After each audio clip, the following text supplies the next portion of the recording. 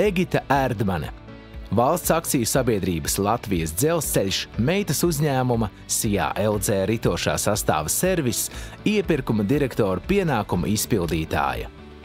Egita strādā vadošajā dzelzceļa transporta uzņēmumā Latvijā, kas nodarbojas ar dzelzceļa ritošā sastāva remonta veikšanu un nomu. Savā ikdienā viņa veic iepirkumu procesus, lai nodrošinātu dzelzceļa ritošā sastāva pilnvērtīgu funkcionēšanu un pastāvēšanu.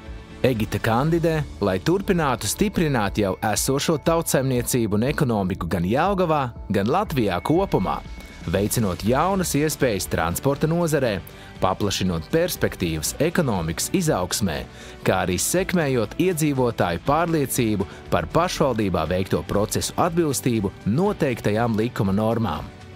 Strādājot valsts uzņēmumā, Egita ir pierādījusi, ka spēj ar savām zināšanām izaugt no speciālista līdz vadoša amata darbiniekam. Viņas pieredze palīdzēs samazināt birokrātiju, nodrošinot objektivitāti un caurskatāmību iepirkuma procesos pašvaldībā.